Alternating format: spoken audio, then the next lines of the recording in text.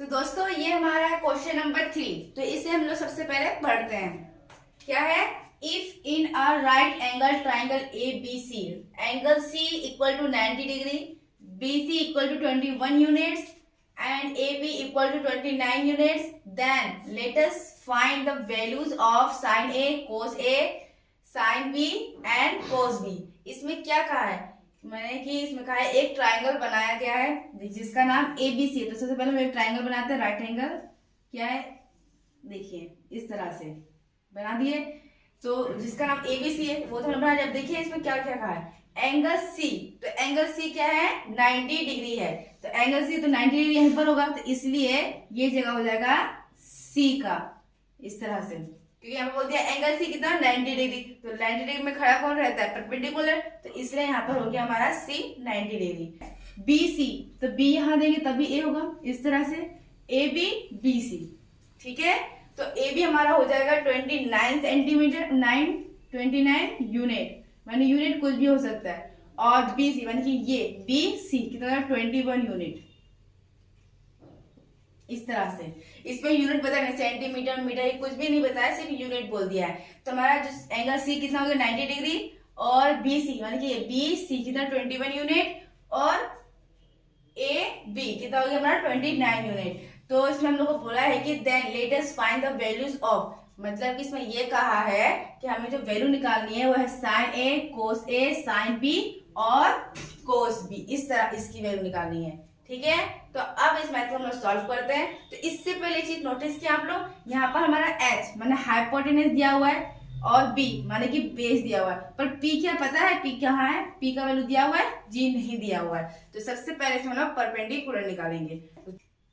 इसका फॉर्मूला क्या है? माने कि अगर हम लोग दो साइड दे रहे हैं, इस साइड निकाले, इसका फॉर्मूला क्या है? इसका फॉर्मूला है h square equal to p square plus b square, ये है। तो इसमें हमको निकालना है क्या है? p, तो इसलिए p को हम लोग लेफ्ट हैंड साइड लेके जाएंगे।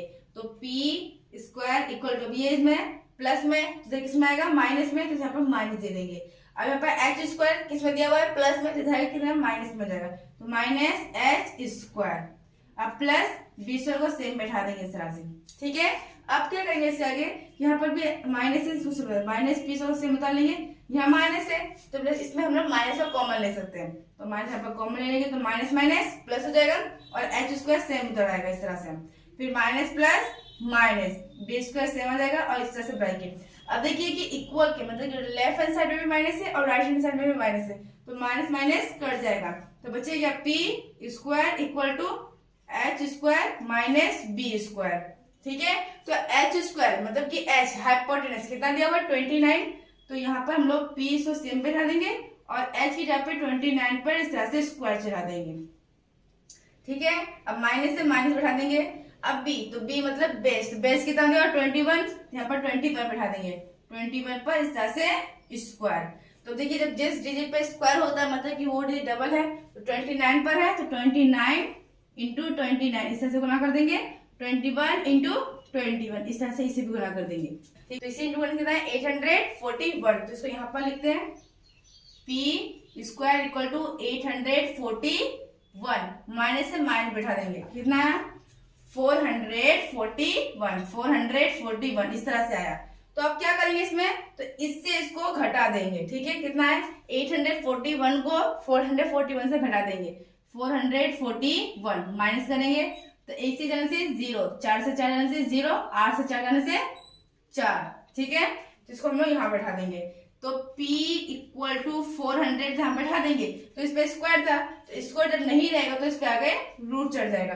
तो 400 अगर हम लोग 400 को रूट से बाहर निकालेंगे तो किस तरह से निकालेंगे? तो पहले 400 का हम लोग एलसीएम लेंगे, तो इस तरह से 400 यहाँ पर लिख दिए, 5 से करते हैं तो 5 8 40 0, फिर से 5 से करते हैं तो 5 हम 5 5 6 30, उसके फिर करते हैं तो 4 चौक 16, तो एक जोड़ा यहाँ मिला, एक जोड़ा यहाँ मिला हम लोगों को, तो ये सबको हम लोग रूट के अंदर लिखेंगे। क्यों रूट के अंदर? क्योंकि 400 भी रूट के अंदर है इसलिए। तो 5 इंटू 5 इंटू 4 इंटू 4। अब देखिए इसका जोड़ा मिलता है तो 5 पर स्क्वायर चढ़ जाएगा इस तरह से, इंटू 4 का भी जोड़ा मिलता है तो 4 पे भी इस तरह से स्क्वायर चढ़ जाएगा।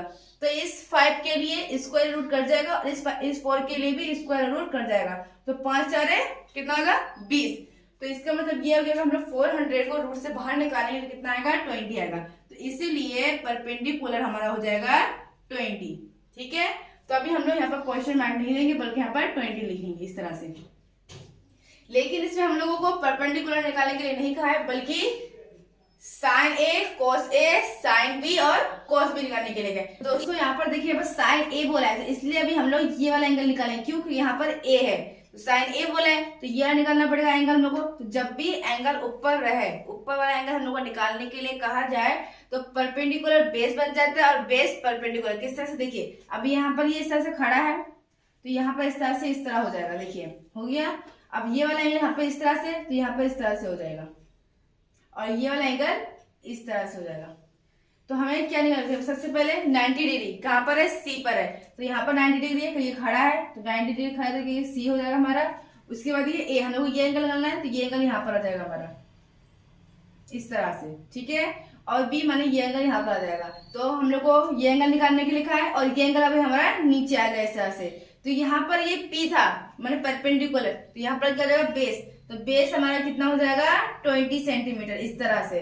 ठीक है, अब देखिए कि ये नीचे इस तरह से हम क्या बोलते हैं बेस बोलते हैं। तो बेस अभी ये है BC, देखिए तो ये हमारा क्या हो जाएगा परपेंडिकुलर। तो परपेंडिकुलर कितना हो जाएगा हमारा 21 सेंटीमीटर इस तरह से 21 सेंटीमीटर। लेकिन हाइपोटेनस जो वो सेम है और फिक्स्ड रहेगा तो कितना है 29 यूनिट इस तरह से।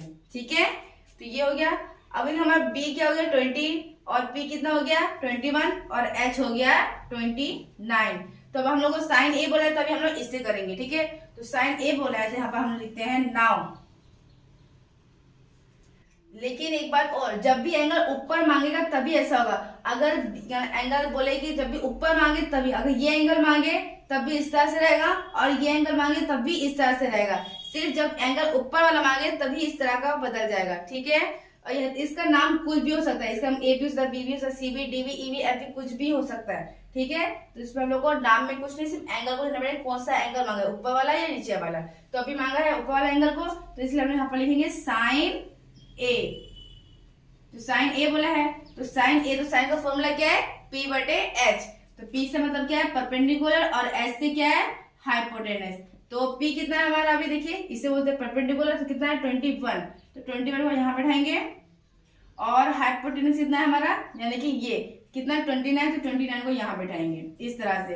तो देखिए कि इसे हम लोग काट सकते हैं, ये डिवाइड कर सकते हैं, नहीं कर सकते। तो इसलिए ये हमारा आंसर हो गया। तो ये हमारा फर्स्ट आंसर हो गया साइन ए। अब निकालते हैं cos A की वैल्यू। तो cos A का फॉर्मूला है B/H। तो B को यहाँ लिखते हैं इस तरह से और H को यहाँ। तो B से मतलब क्या है बेस, तो बेस क्या है अभी ये, तो बेस कितना है 20, तो 20 को यहाँ लिखते हैं बाय। अब H है तो ऐसे क्या है हाइपोटेनस, तो हाइपोटेनस हमारा क्या है ये है तो ये कितना दिया 29, तो 29 को यहाँ लिखते हैं। इसे क्या डिवाइड कर सकते हैं, नहीं कर सकते हैं, तो इसलिए ये हमारा आंसर हो जाएगा सेकंड। उसके बाद बोला है साइन B। साइन बी को यहाँ लिखते हैं इस तरह से। इसका फॉर्मूला क्या है P/H। साइन का निकालो, साइन का क्या फॉर्मूला होगा P/H इस तरह से निकाल लिए। अब ये चीज नोटिस किया हमने साइन B बोला है ना कि साइन A। तो साइन B क्या था हमारा, ये पहला वाला देखना पड़ेगा क्योंकि अभी तो हम लोग A का निकाले थे तो A को हम लोग इधर करते हैं। B कहाँ पर है, B नीचे है तो इसका मतलब ये चेंज नहीं होगा। तो साइन B बोला है तो साइन B का कितना होगा P/H। तो अभी इसमें परपेंडिकुलर क्या है हमारा ये, तो इसका वैल्यू कितना दिया 20, तो इसलिए यहाँ पर आ जाएगा हमारा 20 और H क्या है हाइपोटेनस ये, तो ये कितना हमारा 29, तो इसलिए 29 को नीचे बैठाएंगे। इस तरह से ये हमारा आंसर हो गया। जब हमें ऊपर वाला एंगल निकालने के लिए कहा था तब हमने ऐसा किया था, और जब हम लोग ये एंगल निकालने के लिए कहा तो हमने इसको चेंज नहीं किया बल्कि जैसा था वैसे ही। हमारा P कितना है 20 सेंटीमीटर, तो 20 सेंटीमीटर है और H कितना है 29, तो इसलिए 29 बैठा है। अब निकालने बोला है हमारा cos B। तो यहाँ पर लिखते हैं cos B। तो इसका फॉर्मूला क्या हो जाएगा, इसके यहाँ पर है cos का कितना B/H, तो B/H बैठा देंगे। तो इसमें भी क्या बोला है cos B बोला है तो यही होगा। तो B क्या है बेस, तो बेस का हमारा 21 है तो इसमें यहाँ पर क्या बैठाएंगे 21 बैठाएंगे और हाइपोटेनस कितना है 29, तो इसलिए यहाँ पर हम लोग 29 बैठाएंगे। तो ये हमारा आंसर हो गया। तो cos B का हमारा आंसर कितना आ गया 21/29। तो इस तरह से हमने इस मैथ को सॉल्व कर लिया और हम लोग को समझ में भी आ गया है। उम्मीद करती हूँ कि वीडियो आपको अच्छी लगी। अच्छी लगी तो वीडियो को लाइक कर दीजिए, चैनल को सब्सक्राइब कर दीजिए। Thanks for watching, Allah Hafiz.